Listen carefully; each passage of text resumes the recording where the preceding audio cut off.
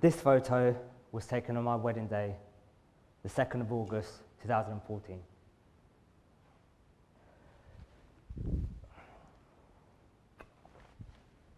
Your wedding day is supposed to be one of the happiest days of your life, but unknown to anyone else at the time, the day before my wedding, I had gambled everything that we had to pay for the wedding.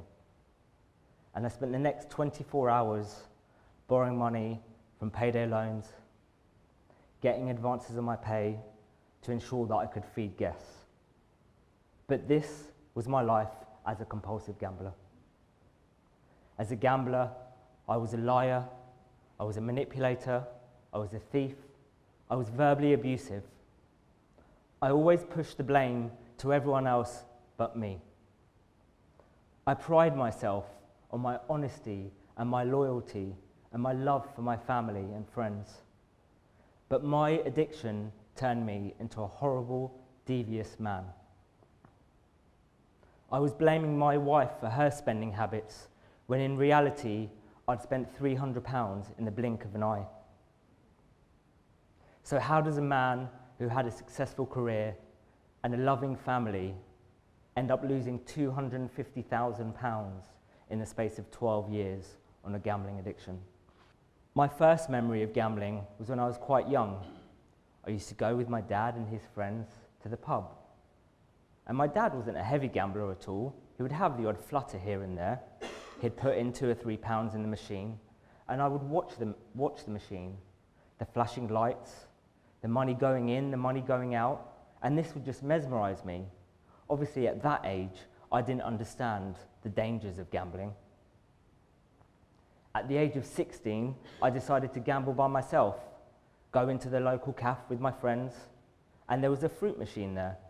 And again, it started off innocently, me putting in a couple of pounds, just going on our lunch break, but then it turned into me spending my time there for 2-3 hours at a time, gambling, missing class. And rather than doing what most 16-year-olds would be doing, like chatting up girls or playing football, I was just hooked on these machines. The next year, a friend of mine introduced me to the bookies. And in the bookies, as we walked in, there were these machines. Fixed odds betting terminals, otherwise known as FOBTs. They're known in the gambling industry as the crack cocaine of gambling. They're casino-style machines where you can play roulette or blackjack or slots. You deposit your cash into the machine, or if you don't have cash, you simply take your card to the counter, put as much money as you like, straight onto the machine. There are usually 4 in every bookies. And I sat there with him as he put £10 into the machine, and within minutes, he had won £100. I couldn't contemplate how it was possible to earn such a large amount of money in such a short space of time. Obviously, I didn't see the losses that coupled that. Just to give you an idea of how addictive and destructive these machines are, you can bet £100 every 20 seconds on these machines. That's £300 a minute, or £9,000 in half an hour. £9,000 is a car. £9,000 is a year at uni. How is it possible to lose £9,000 in the space of half an hour in a UK high street? The University of Cambridgeshire recently did a study into the brain of a compulsive gambler. And what they concluded is that the endorphins that you get during a gambling addiction are exactly the same as that for a drug user during a drug addiction. And so with these machines, getting that hit every 20 seconds is even more powerful to us. And it's the reason why we just continue to gamble constantly. In fact, the UK is the only developed country to be able to have these machines on the high street which allow you to gamble £100 every 20 seconds. How is this possible? So what is compulsive gambling? Compulsive gambling, otherwise known as pathological gambling, is an impulse control disorder which means we can't control the impulse to gamble, even if it has negative consequences. There are 500,000 problem gamblers in the UK, which is up a third in 3 years. And they say for each problem gambler, it affects at least 6 family or friends. That's 3 million people in the UK affected by problem gambling. The thing about problem gambling is it's very much a hidden addiction. With alcohol addiction or drug addiction, you can see the effects that it has on those individuals. But with gambling, you just can't tell. I've walked out of bookies sick to the pit of my stomach, where I've gambled a month's wages in the space of half an hour, my rent money, the thought of my family being on the street, and then the guilt sets in and I realise what I've done and I have to live with the consequences. My life was utterly dictated by these machines. I recently did a number of interviews for the BBC and ITV about gambling addiction. And all the questions that was asked were, how much did you lose and how bad did it get and how much did you lose on your lunch break? And everything was just money related. And I really didn't like these questions. And I'll tell you why. The money is irrelevant. And I know that sounds silly, but it really is. Obviously, at the time, it was important and it was the reason why I was gambling. But I can earn money back through hard work. Yes, it will take me a long time to earn £250,000 back, but I can. What I can't do is take away the pain that I caused my family. What I can't do is get that time back that I lost with my children as I sat there gambling. My gambling addiction led me to ignoring my children. It led me to do the 4 a.m. night feed with our first child, but not because I wanted to help my wife, but because I wanted to stay up gambling till 4 o'clock in the morning. It led me to gambling my rent money. I was looking for that hit all the time. I was constantly on the phone and I was always lying. I turned into a selfish man. I was always looking for that instant fix. And that's the thing with gambling addiction. There isn't one. It either ends by us stopping, like I have now, or it ends with us on the streets, in prison, or dead. And that is the stark reality of it. On January the 28th, 2016, I decided that enough was enough.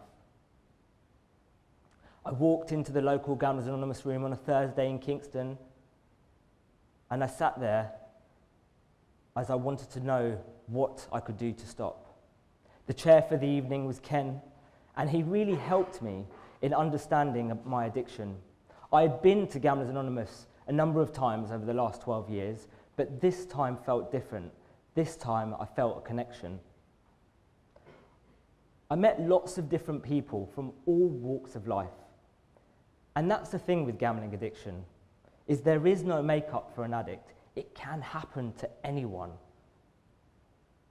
I chaired my first meeting after a few months, and now I was giving advice to other people, the same advice that Ken gave me. For 12 years, I was selfish. For 12 years, I was a horrible man. Now was the time to make up to my family and try and help others. I got in touch with the BBC a few months after I gave up because I wanted to show the effects of these machines and how bad they can get. They put me in touch with the MP for Swansea, Carolyn Harris, who was running a campaign in government to try and reduce the stakes on these machines from £100 every 20 seconds to £2. I sat with her and we filled out an evidence pack. It was about 6 pages long. But that was submitted as part of the hearing. And on January the 23rd, we should have an outcome and hopefully we'll get £2 stakes. What worries me most about these machines is that it starts off as a social thing, just like it did with me. And then you turn into going onto your lunch breaks, spending your whole month's wages, just like it did with me. The thing is, the reality of it is, we're never going to stop gambling addiction. There are always going to be addicts. But as a country, we need to do more to minimise the risk. And at the moment, we're not. Having £100 stakes every 20 seconds is not minimizing the risk. Having the spin speed every 20 seconds, where gamblers are getting that endorphin and that hit, is not minimizing the risk. Having 4 to 5 bookies on every high street is not minimizing the risk. And having no education about gambling addiction in schools is not minimizing the risk. Over the past 22 months of my recovery, I've learned a few things. And these are the things that I think are really important in any type of addiction recovery. The first is being honest. Absolutely honest to your people, your family and your friends around you about what you've done. And it's not just about being honest then, it's about being honest in the future. Whenever I'm struggling, I always talk to my wife about how things are going and how I'm feeling. The second is having a consequence and motivation. If you have no consequence or motivation to give up, it's really tough. There needs to be a reason for you to stop. Every time I walk to a bookies, I think of a scale. My family on one side and gambling on the other. Which is more important to me?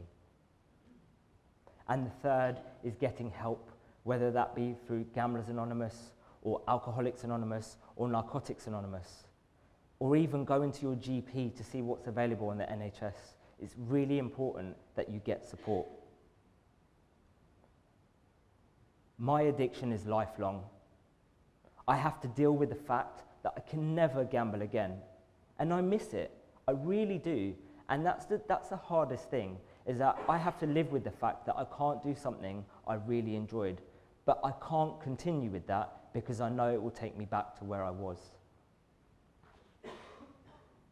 So as my talk comes to a close, there's a few things that I want you to take away tonight. The first thing is, remember that gambling addiction can happen to anyone. There is no makeup. We aren't inherently bad people, we've just made bad decisions. The second is recovery. Getting help and breaking that cycle is so important, and that's one of the key reasons why I've stopped. And the third is education. I urge you to speak to your kids, your grandkids, your nieces, your nephews about the dangers of gambling addiction. I know that gambling can happen at any time. Stopping isn't simple, but life is much better now. I have my priorities straight, and I am the person I always wanted to be. Thank you.